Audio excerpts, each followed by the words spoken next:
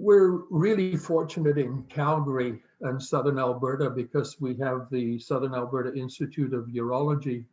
Dr. Richard Baverstock is our speaker tonight, and welcome, Richard. And Richard is no stranger to Prostaid Calgary. He's spoken with us both at the Kirby Centre and when we were having our meetings in Inglewood, and again tonight. And so I think this is probably maybe his third or perhaps his fourth meeting.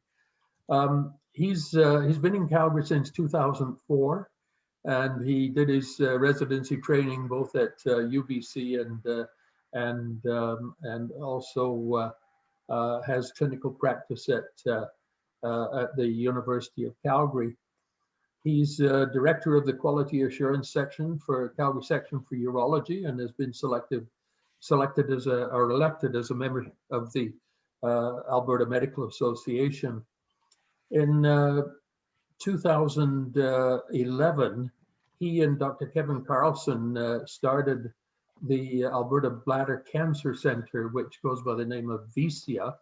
And this is recognizing the need for improved multidisciplinary care of patients with lower urinary tract issues. And this is a unique model that's been recognized both locally as well as nationally. And he meets or assesses over 20,000 patients a year. He's recognized by the Canadian Urological Association Pfizer Incontinence Award for 2013, 14, 15, 16, and also 18. So he's definitely a very busy person, and we're indeed very fortunate to have him with us tonight. So Richard, I'll turn the meeting over to you, and welcome and thank you for being here. Yeah, thank you very much for that nice introduction. I wish we were all together for sure, because I certainly enjoy the interaction. Some people have seen this or a version of this talk before. Other people have seen me do the talk at the Prostate Center when we used to do Tuesday afternoon talks. And I have to admit, I missed the live audience. So I do welcome people to interrupt as we go along. You can also save your questions up. I don't know if anybody monitors the chats, if people are more comfortable asking questions that way. Anything is fine. This talk, I called it Up and Away because the up part is erection implants and the away part is getting rid of incontinence. And this really covers all kinds of prostate cancer therapies. So not just radical prostatectomy, not just radiotherapy, but really any way that we've gone after the prostate to try and treat or cure prostate cancer can leave people with erectile dysfunction or incontinence. And this talk really speaks about those surgical options that we might have. Already we did a bit of an introduction. I was actually raised just over the mountains in Cranbrook.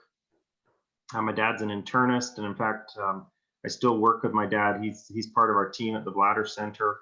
That's a really neat thing to be able to work with your dad.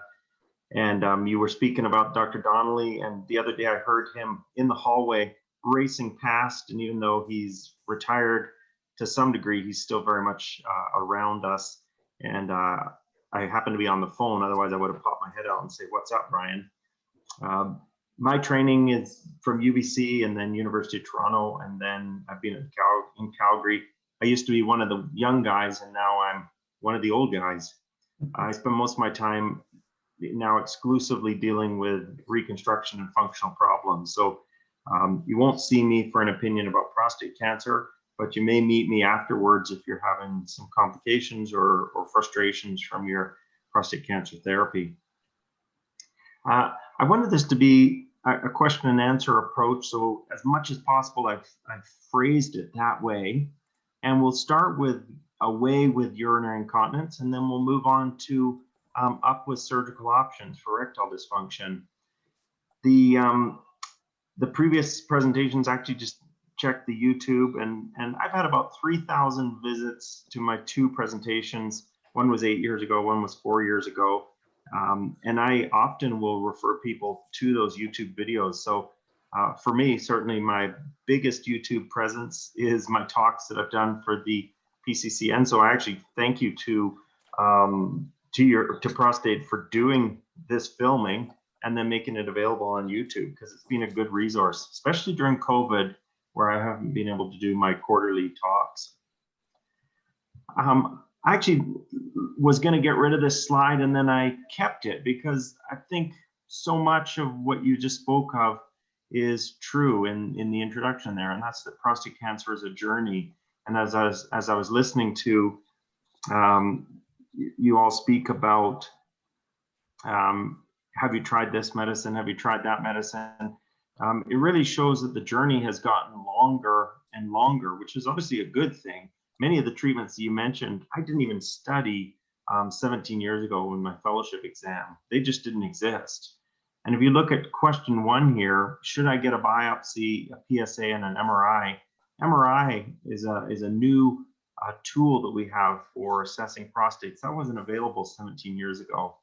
The treatments have stayed similar, but active surveillance is a much bigger part now of the low-grade prostate cancer. And then surgery is now a much bigger part of the high-grade cancers, and then radiation, and then cryotherapy. You know, on your journey, you had to assess what the risks of each treatment and then choose the one that was best for you at that time. After the surgery or after the radiation, what happened to your erections? Will they come back? And then when will leakage stop? So I think it really is, unlike so many other things that I do in my practice. If I look at bladder cancer, we take out the bladder, but in prostate, there's this long journey that people are on, all the way through to advanced prostate cancer, and people live a very long time with this disease, and so many stops along the way. This is actually a letter that I share almost every time I talk, because I think it really speaks to the work that I do. I wish to thank you very much for giving me back a normal life with the surgery for the artificial sphincter, which we're going to talk about. And then this man goes on honestly to talk about some of the challenges that he faced. He was in 4 diapers and 4 pads per day. He tried the penile clamp, which he called agonizing. He had scar tissue, which is a bladder neck contracture that we had to open up. Then we went through the surgery with the artificial sphincter, and it was much more pain than he anticipated. And in the end, it was all worth it to get his quality of life back. And so I've kept this letter, and I usually show it to people to show the long journey that this man went on, but also the tremendous opportunity to help people that I'm privileged enough to participate in.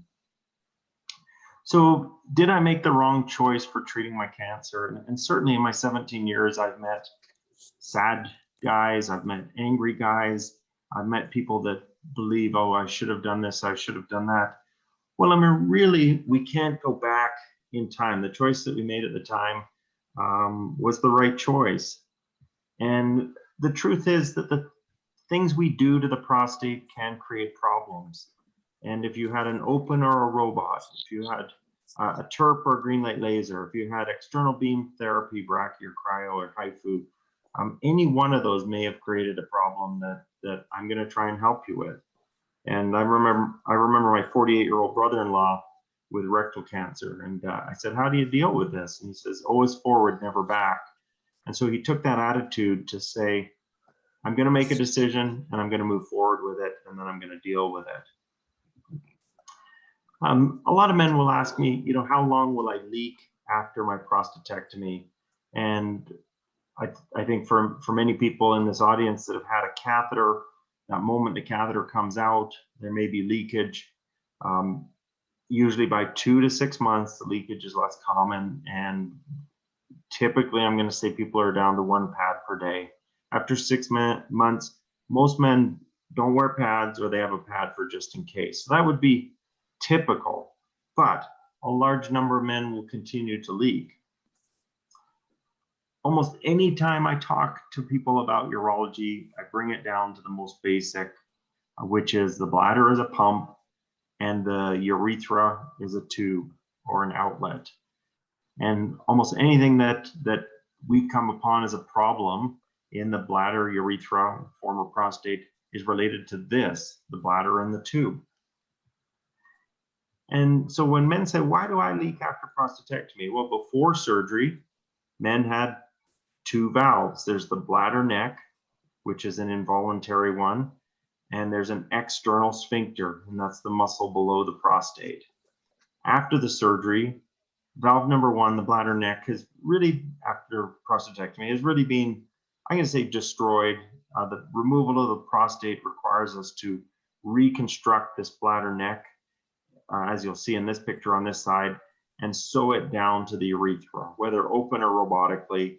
And that bladder neck is no longer a reliable continence mechanism or valve. And so everything relies on the external sphincter. And I think we're all made with a certain amount of sphincter strength, a certain blend of those two sphincters. And if your external sphincter is not as robust as it needs to be, men will have leakage. So are there different types of leakage? Well, certainly there's three types that we talk about: overflow, very rare; urgency incontinence, quite common. That's a twitchy, jumpy bladder; and then stress incontinence. That's weak muscle or the valve below the bladder. And I say weak muscle, but I don't want people thinking, oh, I'm weak. I think we're just all naturally made with a certain amount of strength in each one of those valves. And if your valve below the prostate or the external sphincter is not strong enough, you will leak. So just to deal with overflow incontinence and where we might come upon it. So the bladder in overflow is so full that it's losing a bit of urine all the time, like an overflowing toilet. And that's usually because the bladder as a pump is not working, or there's been a blockage in the tube. And this develops slowly over time. It's not an immediate thing, because obviously anybody that has stopped peeing knows that it's excruciatingly painful. And so leakage is the least of your worries, not being able to pee. But why did my surgeon tell me I had scar tissue? So for some men, they develop what's called a bladder neck contracture. And so the bladder neck contracture is a narrowing that develops at the site of our surgery. And slowly with time, that narrowing leads to a more and more stretched up bladder. And as the bladder gets fuller and fuller, it may leak a little bit. And so some men in this audience or other people that will view this will say, oh yeah, I had to go back and my doctor needed to open up this scar tissue. And that's called a transurethral resection of the bladder neck. It happens about 7% of patients. So that can be something that we need to sort out on our journey to sorting out somebody's incontinence. Now, could pills help with my leakage? There's a question. People might say, I want to take a pill. I don't want any more surgery. Well, pills actually do help for a type of leakage that we call overactive bladder or urgency incontinence.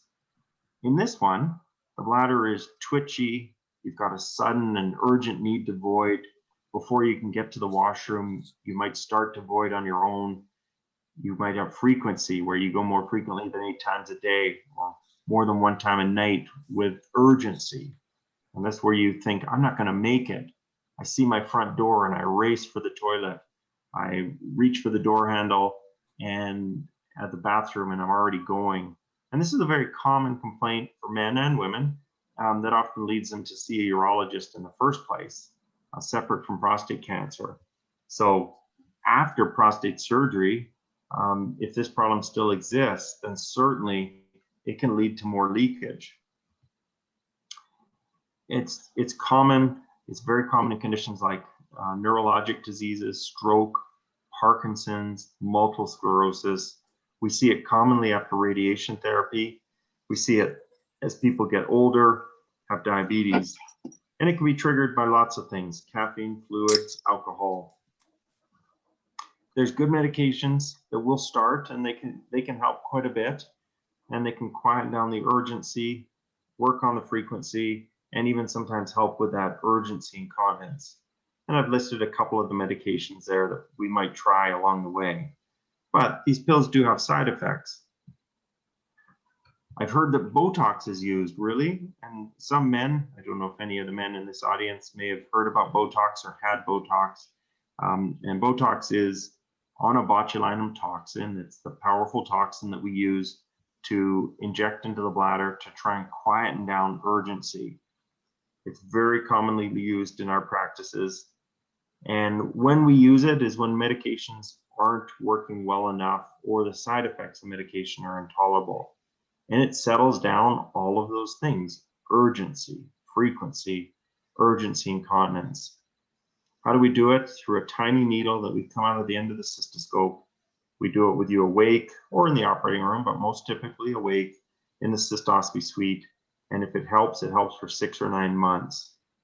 Again, it's got some risks: bleeding. I can make the bladder too quiet and the person may have trouble peeing.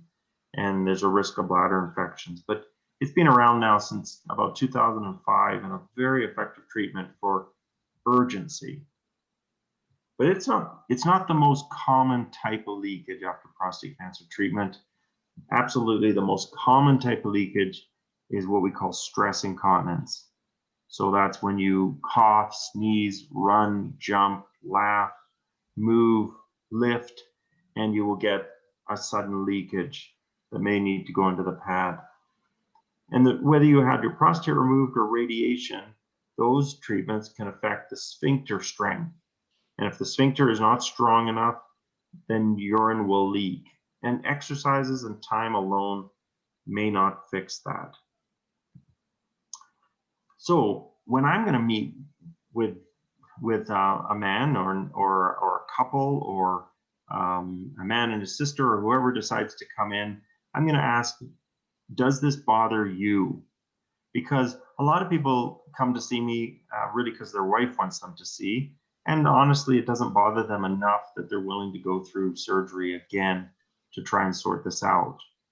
Does your leakage stop you from enjoying your life? And then did your wife send you? Because commonly I do get men that are sent, but really they're quite comfortable living with a pad in for just in case, or they've come up with another solution. When I meet a man, there's a whole bunch of questions I want to know. When does leakage occur? Is it all the time? Is it only with activity? Is it with those sudden urges that we spoke about? And then really important for me is what's happening with the prostate cancer. Even though I'm not involved in removing prostates, what's happened with your PSA after surgery? Have you needed to have any of the scar tissue opened up? Is there a plan for radiation? And just lately, I've started to see men that have had surgery. There may be a plan for radiation, and they're sent to me to try and help them with their incontinence or leakage before we do the radiation. And so I'm in that window between surgery and radiation where we're trying to sort out the leakage. And then other things in the past, medications, neurologic disease, diabetes, all of those contribute to why somebody is leaking and also how we might fix it. I'm also going to wonder about leakage. Is it the same to every man? How many pads are you wearing? What type of pads? How wet are they when you change them? Are you using an external catheter or a clamp? And then number of episodes per day of what we call urgency. And so I may get you to do a voiding diary. I may get you to do a pad count, pad weights. I certainly will get you to do a lot of questionnaires to try and get a sense of how bothersome things are for you. I may do a flexible cystoscopy because we're looking for scar tissue. I want to see the strength of the sphincter. Now, if your urologist has already done that and sent me a note, then I won't repeat it. But there's a lot of information that we gather with this quick test to have a look at things, especially for men that have had radiation or blockages along their channel. And then I often will do a bladder function test called urodynamics. I want to know how much can you fill, how much can you empty, when do you leak? And then that'll really help me define the success of treatments. So this is another test that we might put you through. It gives me a lot of information about why you leak. Now, I recognize none of these tests are pleasant. It requires tubes and catheters and cameras going up the penis, but they give me a lot of information because you'll see from the treatments, we're trying to pick the right treatment for the guy. So what if a man says, I don't want surgery? How can I improve my leakage? Well, a lot of people have tried to work on pelvic floor retraining. And just as I mentioned YouTube for these videos, There's a lot of exercises, and especially with the pandemic, there's a lot of help online that people can seek out. There's a lot of people that will work one-on-one with a physiotherapist. At our clinic right now, we have Safa Raman, who works with a lot of the men, and that's really hiring almost a personal trainer for your pelvic floor to really feel like you've maximized that avenue before you want to head down the road of considering surgery. Some men will find that these external clamps work for them. The dribble stop from Calgary inventor and the Pacey cuff from a Vancouver inventor. And these are both available from cathetersplus.com. And they're cuffs that we will use to try and compress the urethra to stop the leakage. Some men find these useful. Some men really don't like them at all. What if a man says to me, I want surgery to fix this? What options do I have then? Well, right now there's 3 options that we use. The most common by far is the artificial sphincter over what we call the AUS. And then there's other 2 slings. One is called the advanced sling for mild leakage. There's a newer sling called the Atom sling, which is for mild or moderate leakage and can include men that have had radiation. And then the artificial sphincter. And you can see as the scale goes up from mild to wettest, we move across to the artificial sphincter. Now, to talk about the options, the male sling. So these slings have been around. I started in 17 years ago, and the advanced sling, the first version, had just come out. Before that, we had a bone anchor system. And this is the latest version of a sling to try and compress the urethra and really squish it, for lack of a better word, where we're trying to compress it and increase the resistance so that when a man does his activities, he doesn't leak. What would you expect with this surgery? Well, we want to make sure there's no infection around because this is a mesh product. We need to put the man to sleep or give them a spinal anesthetic.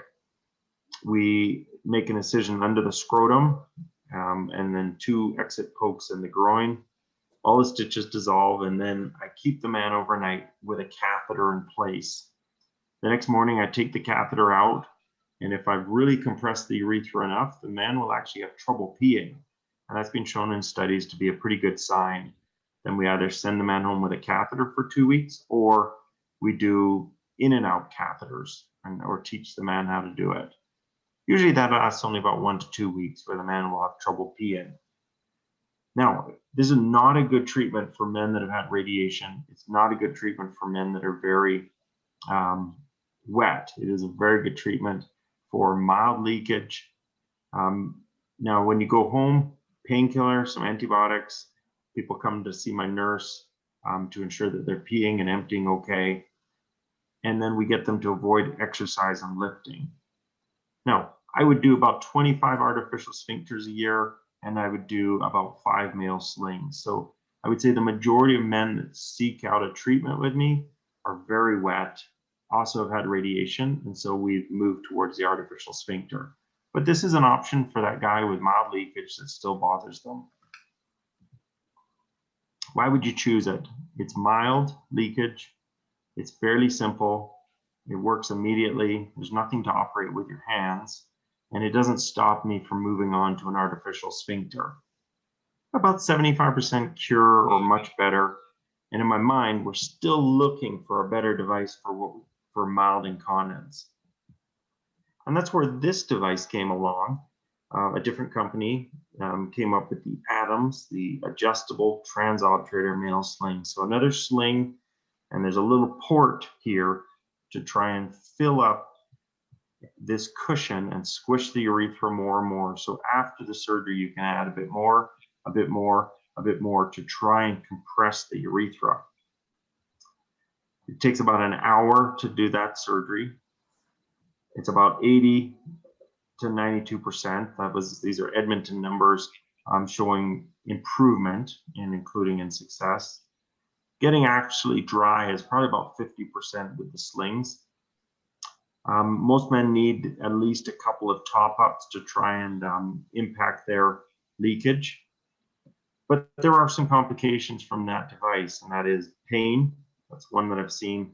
And then infection of the device or erosion has to be removed, because there's only so much artificial stuff you can put into the body and get away with it. This sling, they said, worked quite well in radiotherapy and in severe incontinence, not as well as the artificial sphincter. Nowhere near as many of these devices go in as the artificial sphincter.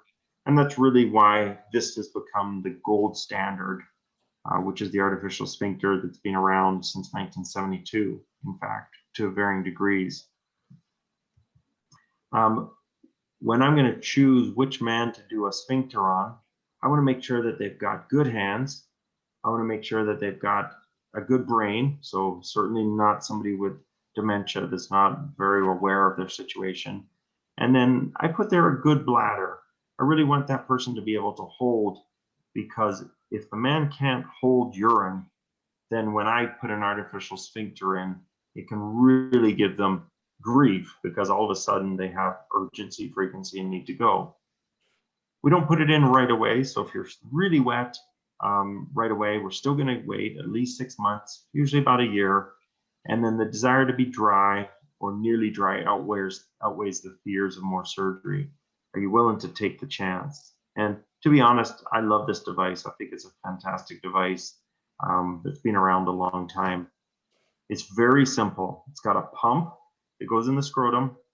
It's got a reservoir that keeps pressure in the system, and it's got a cuff that goes around the urethra. So 3 components. This is the way it works. When it's inflated, which is in the resting position, it holds back the urine. When the man says it's time to go pee, they squeeze the pump, the cuff opens, and then the man can void. Within 60 to 90 seconds, it closes up on its own and continence is restored. And this is what it looks like from the inside. Open, you can pee. Closed, you can see how it's compressing, and there's a cuff around this urethra. But there's problems with it. Again, what can I get away with putting in the human body without infection or obstruction? And catheters are the enemy, and infection is the enemy. So we have to be really careful to make sure that we maximize our success going into the operating room. Sorry, a surgical picture, but I really have to get around the urethra safely and to put the cuff in. And if we injure the urethra when we're placing the cuff, we have to abandon ship. But getting around the urethra is usually quite straightforward. With this device, I don't activate it for 6 weeks. And so I'll stress that again and again. You come in, have the surgery, go home, and in 6 weeks' time, we will turn the device on in the office, which means we basically start to cycle it after 6 weeks. There's 2 incisions, one on the belly, one under the scrotum, and certainly there's a large degree of swelling or bruising that people can have after this surgery. People like it though. It does improve people's quality of life. Men would recommend it to themselves. Again, they want one. If it stops working, they want another one back. They will tell other people about it. And what are we aiming for? 1 pad per day, social continence, we call it. And there's problems with the device, and that is that obviously the tubing can break, it can get infection, it can get an erosion. But in general, it's an amazing device that really has changed lives.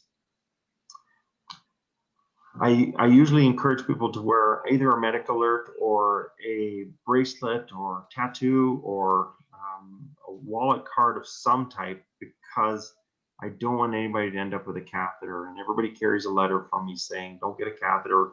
If you need a catheter, it's got to be deactivated, which is straightforward. But catheters are the enemy after, because of what we call erosion. But it's a great device, been around a long time, and really has improved a lot of quality of life. Now, what I might do, Dorothy, is just pause for a moment here, because I'm going to switch gears. But the one thing with the Zoom here is it's so one directional. If there's any questions, I'm happy to take them now. An artificial sphincter on me some years ago. And I must say, I agree with you. It's changed my life and not having to have pads and clamps and whatever. So I would thoroughly recommend it. Yeah, and I would agree that probably some of my best advocates are people that have had devices before. Yeah. And I do usually keep a couple of names for patients if they want to reach out to somebody that's not a surgeon like me. Because to be honest, we're salesmen. We like doing surgery, and I don't want to say we point people in that direction, but we might believe in what we do. And so I think it's very good for other people to talk to people about it. Now, it's not perfect. And certainly when the devices don't work, it's frustrating.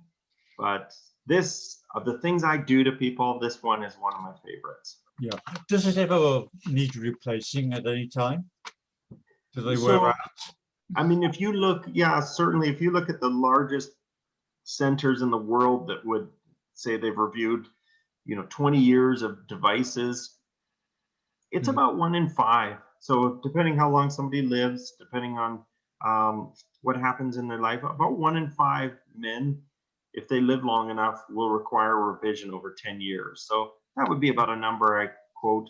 And I have to admit, I think I'm the first person they call if they're suddenly wet. And it shows up, it's one of those devices that usually fails in the open position. So suddenly the wetness is back. And people reach out, we bring them in, we check, oh, sure, the pump is empty, it's squishy, it's not filling and emptying, and then unfortunately we have to book a revision. There's almost never a time that we can save anything without going back to the OR, but men usually get back to where they were before, and it's a wonderful device. Yeah, it sure is, and I can't thank you enough for what you did. Yeah, but it's like a miracle. Well, that's wonderful. I mean, I give credit to the people that showed me the device 17 years ago, and then it's been a great part of my practice, and I hope this device stays around, which I honestly believe it will do. Okay, thanks. Yeah. If nobody else has a question, I'll carry on, and then we can always come back to if somebody thinks of something or wants to send in a comment. That's fine as well. So the second part of this talk is, can I have surgery to get my sex life back? And interesting, depending on the crowd, the people listening to this, obviously when people are into advanced hormone maneuvers where their testosterone becomes castrate, getting the sex life back becomes obviously less and less important because the desire falls. And then also, depending on their situation in life and what's happening in their relationship, people may not want surgery to get their sex life back. But there are options. This is a question I often put to people. Yes, you can get your erections back or an erection back, but how far are you willing to go? I mean, Calgary, Dr. Lee usually starts out with most of the men working through medications and then injection teaching. And then Dr. Lee may involve me if the person says, none of that has worked for me, or I can't do the needles, or I've had a complication of the needles. And so I'll then meet with the person and say, is an erection that important to you? And, the gut reaction might be, oh, of course it is. But number 2, are you willing to have surgery to achieve it? Are you prepared for the risks of infection, erosion, and need for revision? And then also, do you have a willing partner? And this one's really important because I have come upon men that wanted to surprise their partner, and Murphy's Law often jumps in on this. And so if you think you're going to surprise your partner, then I will often encourage you not to do that, because it's turned out badly in many situations that we've done that in. Now, the proven benefits of the implants, they are a long-term solution that's spontaneous. It's an erection anytime you choose because this device is in your body.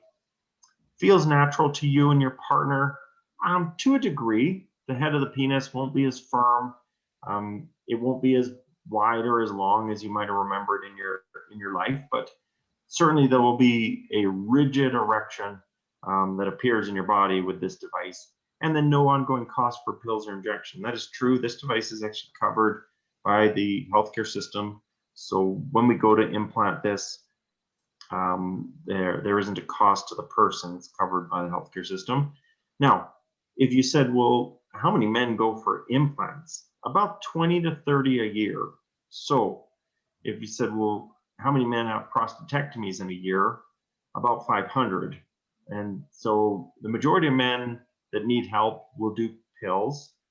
A small group will then move on to injections, and an even smaller group would move on to talking to me about implants. So if you think, oh, I never thought about an implant, well, the majority of people that think about them won't go for it. So don't think you're missing out. It's just that most people won't go this far. So where does an implant go? And so the penis actually on this picture has two corporal bodies.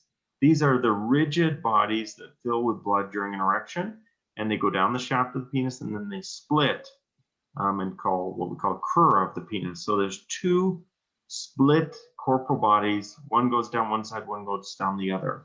That's where the device goes.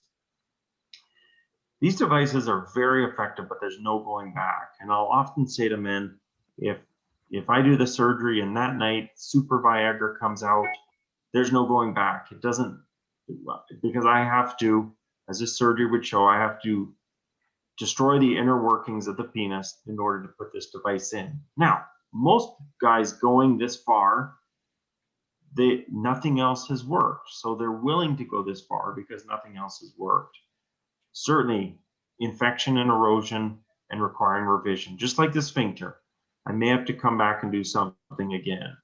It's really important to know about diabetes, radiation, nerve injuries, because we want to make sure that we have a good result, but we also increase our risk of complications with things like diabetes. And then, have you exhausted? This is not the first option. You don't go from a prostatectomy to an implant. Now, if you had poor erections before your surgery, they're not going to get better with the prostatectomy. They're not going to get better with radiotherapy.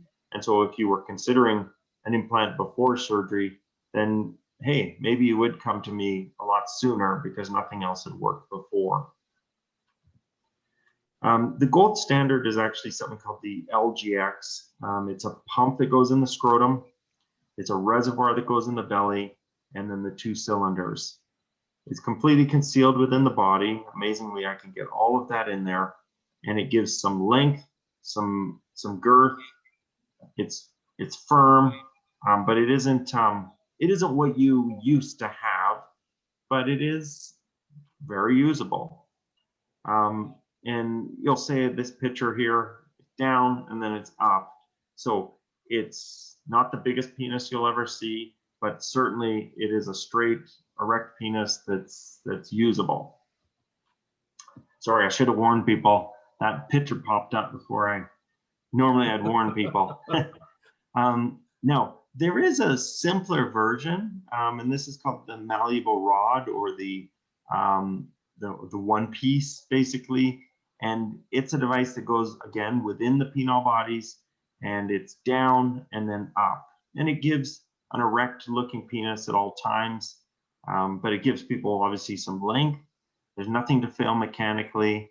This is a pretty rare device in Calgary. I'm putting one in at the end of the month, but it's a young guy in a wheelchair that does peritoneal dialysis. So we do not want to go in his belly and jeopardize his dialysis that he does. Maybe somebody that's had a lot of surgery on their belly, and we don't want to jeopardize going into the belly. We might use a device like this. It is very simple and usable, but most guys won't select this. Most guys select this, and that's what we call the LGX. And it's yellow like that because it's actually coated with antibiotics when I put it into the body. and that yellow coating actually wears off with time because it leaches out into the tissue and prevents infection. That's called inhibizone, and it's a really effective treatment for preventing infections. I have to put you to sleep again, or spinal anesthetic. And I actually often say to people, what are you going to tell people you're having done? And it's one of those things I want you to think ahead of time, because people will say, oh, I'm going to come to Calgary and I'll stay with my daughter. Okay. Then what are you going to tell her you're having done? Because to be honest, most dads don't want to tell their daughter they're having an implant so that they can have sex with the mom. Those are just conversations people don't want to have with their kids. And so I often tell people, if you don't want to tell people what you're having done that are driving you to and from the hospital, just say you're having a hernia done, because in fact, I make a hernia incision. So if anybody saw it, it looks like a hernia incision because I put an implant, the reservoir in there. Again, infection, and we try to minimize that. We do an antibiotic pre-op, we do a scrub in the OR, I use an iodine drape, the device is soaked in antibiotics, but we really need to make sure that we minimize the risk of infection. It's a ton of work to get this device inside, and so for 4 to 6 weeks after, the guy is really going to feel quite beat up. I'm going to keep him overnight to check for the amount of bruising. It's going to take about 4 to 6 weeks before the man says, hey, I think I could use that. And then I usually say, you're going to wait 4 to 6 weeks before you're going to try anything in terms of intimacy. We don't like catheters with this device either because of the risk of erosion. Short term, we certainly can use one if you're having trouble peeing because of swelling and pain. One of my biggest worries with this is just setting expectations. And studies might make it look better than it is, but I like to tell people it won't be as long, it won't be as wide, and it won't be as hard as you remember, but it is usable. So I will get you a usable, hard, straight erection that allows you to be intimate again. And I think the biggest improvements with this device are going to come in the years ahead, and that's if we can get an easier pump. And certainly that would be the biggest struggle I've had with guys over the years, is trying to get them to figure out how to use this pump that's within the scrotum, because most of us don't spend any time squeezing our scrotums, and this pump really requires a lot of squeezing in order to inflate it. And so my ask of the company in the future is going to be that we get an easier pump, but it does create a workable penis. And we came to the end there, and I usually say, let's take some questions. You know, they can be related to leakage or erections. I can have a go at some of the other topics if somebody has things in mind, but I have to admit, I pretty much stick in my life now to reconstruction, but happy to answer questions. Thank you, Richard. That was really, really good. And I've got to appreciate the slides, because often as not, we get slides that are, well, not quite unreadable, but the the quality of the print is such that it makes it difficult to see the print. But your slides are exceptional in that regard, as well as the information. And so if there's any specific question, I could start off with one. Okay. I have stress incontinence, at least I think I have. And that is with a good sneeze or getting up or any kind of pressure, I get a bit of a dribble. And I know that the diuretics are not good. That is the alcohol, the coffee, caffeine, etc. But I get up about 3 to 4 times a night, and that's disturbing the sleep. Yeah. But otherwise in the day, I'm happy, and I say I'm maybe 1 pad a day. Is there what can we do about the nocturia? Yeah. So when I was a fellow 18 years ago, we wrote a paper, Nature's Nighttime Call. And nocturia, or nighttime voiding, is really complicated because there's so many things that can be causing it. So usually the first thing I'll do is we'll do a voiding diary, right? Because not with you necessarily, but the first thing I'll find out is, people will write down what they drink. And for example, I saw a guy the other day and he has five rye and Sprites per evening. And each Sprite is 355 cc. So he's having 5 cans of Sprite as well as rye in the evening. So that's the first thing I'll do is see, what goes in must come out. That's number one. Now, most people will say, well, I've cut back the fluids and it doesn't make a difference. So then the next thing I want to know is, when you get up to pee, is it a small amount or a large amount? And so for 3 days, I'll get the guy to measure how much he produces. So if you leap out of bed, race to the toilet, and you pee 50 cc's, which is nothing, and I say to you, hey, why'd you get up? And you said, well, I woke up, had to go, and there's no way I'm going back to sleep. Okay, that would sound very much like urgency, frequency, gotta go. And so we'll use medications and we'll try and target those to quieten down your bladder as you sleep. But if you get up at night and you pee 300, 500 cc's, half a liter 3 or 4 times, all of a sudden I look and say, well, wait a minute, you're producing 1.5, 2 liters of urine at night. That's interesting.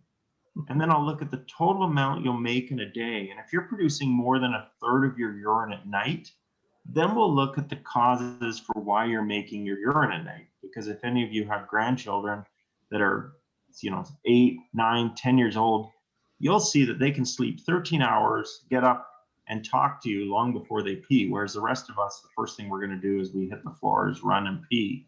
And that's because they produce a hormone that stops their urine production at night, unless they're a bedwetter. But in general, they can go hours and hours because they can concentrate your urine. But we lose that. And so if we're overproducing urine at night, there may be a heart, lung, or sleep problem. And the most common cause of nighttime urine production is sleep apnea. And so that's why I say nocturia is very complicated. And the first thing is, what are you drinking? How much urine are you making? And then we look at the other things in your life, like, could you have sleep apnea? Do you take a water pill or a diuretic? Could we move it in the daytime? Do you have breathing troubles when you lie down at night? Could there be some heart failure? Or is it small volume urgency and we need to quieten that down? So nighttime voiding is very complicated. There's often a good reason, and there's some avenues that we can explore. And so what I will say is, for the majority of guys after prostate surgery, when they lie down flat at night, the majority of guys won't leak. Whereas obviously if you're chopping wood or cutting grass or doing household chores, that's when the leakage occurs, because those are the stress maneuvers. That's when you increase the strain, what we call abdominal pressure. And so if you say, you know what, I never leak when I'm lying down, but as soon as I put my feet to the floor, it's coming out, then we go after the overactive bladder. And so between questionnaires, talking to the person, and sleep, avoiding diary, we may be able to get to the bottom of it. So there's definitely some avenues to explore there, David. Thank you. Long answer, but very complicated thing nighttime peeing is. Right down to, I had an RCMP retired guy with PTSD, and he was sent to me for nighttime peeing, got up 5 times a night. And I said, wow, you're getting up a lot to pee. He says, well, yeah, because I wake up, I gotta go check the door, check the windows, look out through the curtains, and then since I'm up, I'll have a pee. Well, he was struggling from PTSD from his job, and while he was up, he was peeing. So he told his doctor he pees at night, but really it was part of his check. So there's lots of reasons why people are up at night, and one of them might be to pee. So there's lots of avenues to explore.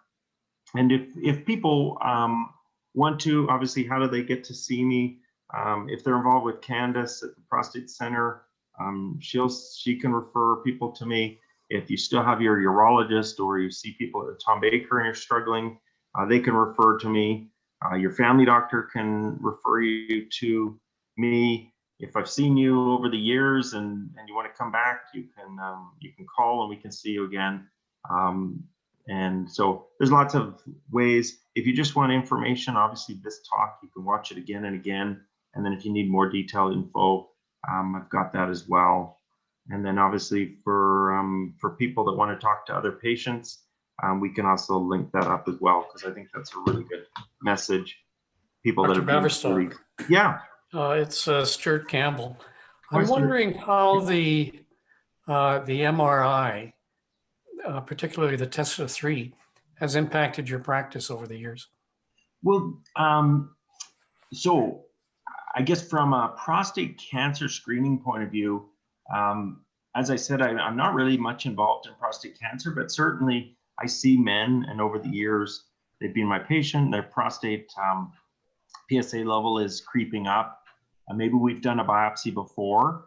And so from a screening point of view and determining whether somebody may or may not have cancer, the MRI is moving in a big way.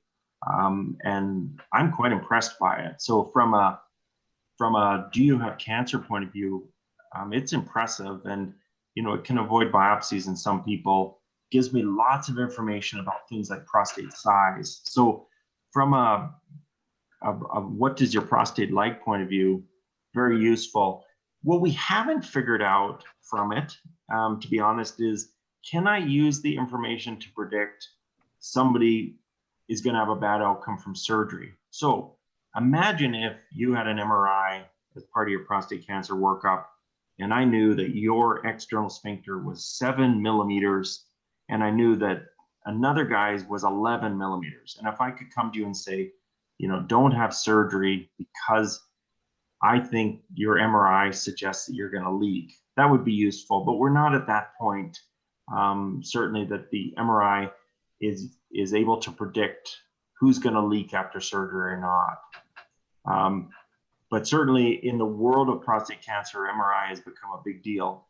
And from these device point of views, people can still have MRIs for other reasons, even if they have an artificial sphincter in there. There's only a tiny amount of titanium in these devices, just a little tiny pin within the pump. So it doesn't preclude you from having an MRI for your orthopedic injury or your prostate cancer assessment later on from the devices. So, but I think MRI has become a huge player in the world of prostate cancer.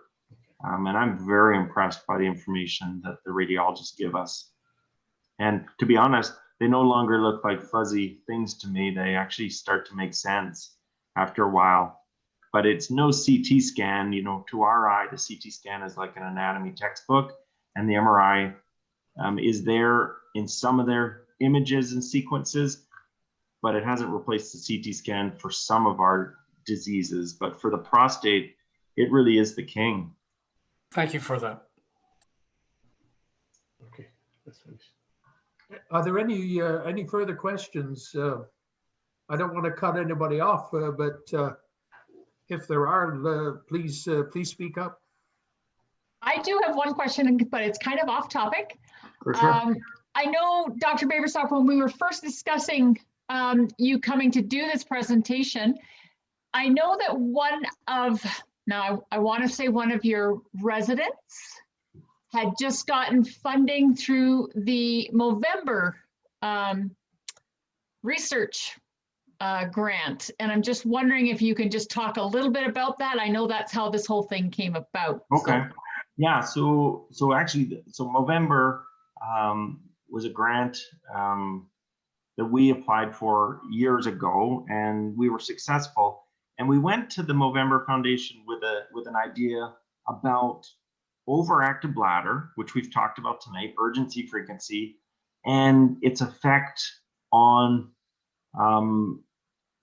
patients going through prostate cancer therapy. And so many men, including some men here, may have seen their doctor and said, "Hey doc, I'm getting up too much at night, or I can't hold my pee when I get that urge." Their doc says, "Hey, have I checked your prostate? A PSA is done, it's elevated, a nodule is felt, a urologist sees them. Before you know it, there's a diagnosis of prostate cancer." And then men are going down the road of radiation or surgery. Given that I don't have any skin in the game for prostate cancer workup or treatment, but I spend all of my time on the other side, helping men with leakage and urgency, we got the idea that, well, wait a minute, is there anything that we need to learn about the overactive bladder? And again, like the MRI, trying to predict who should or shouldn't get certain treatments. And so we designed a grant to try and answer some of these questions. But I showed you tonight that urodynamics test, that tube in the penis, tube in the rectum, and hook you up to a computer. And that was probably our biggest obstacle. And I've done this twice in grants. And so we thought, well, wait a minute, we'll be able to sign people up and we'll do urodynamics at the beginning and the end of the study. And we'll gain a lot of information.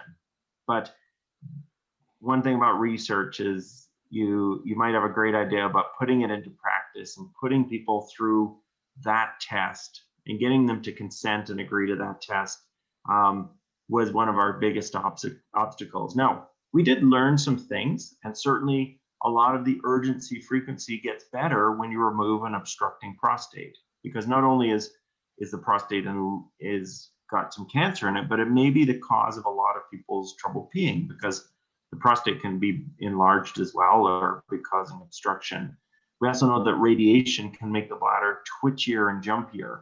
And so if you have a terrible bladder before your prostate cancer diagnosis, things like radiation may make it worse. And so we learned some things in November, and we're just getting to the point of publishing some of our findings, but a real challenging study for us to pull off with the urodynamics. And we're just getting to the point. So that was our Movember grant that we ran over the past couple of years. And I thank Movember for sponsoring that grant. And we learned a lot about the limitations of research, and we answered some questions that we're going to publish.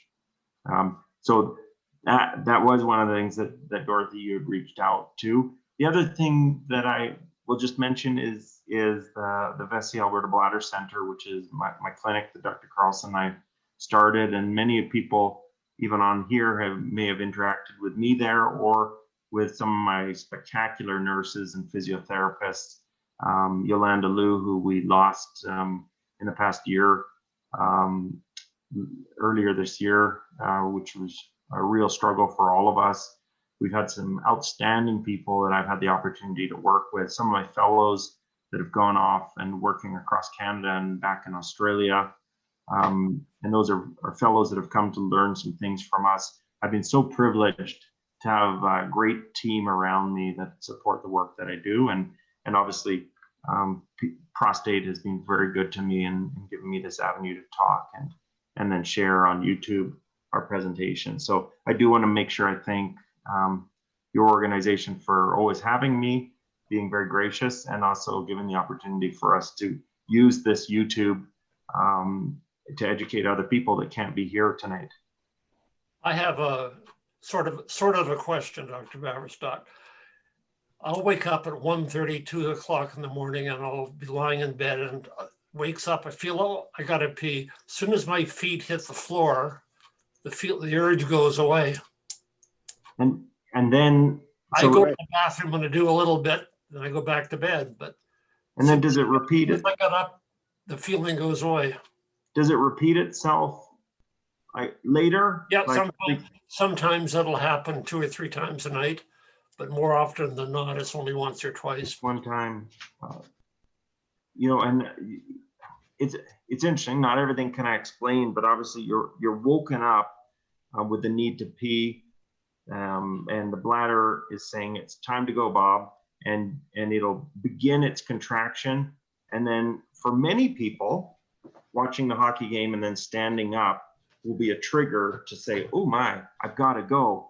For you, changing position, going to sitting up, seems to tell the bladder, oh, it's not time to go. And voiding is very complicated because we just go to the toilet and pee, but it's a real coordination of the front of the brain down the spinal cord. And in order to void, you need your bladder to contract, you need your bladder neck to open, and you need your pelvic floor to relax.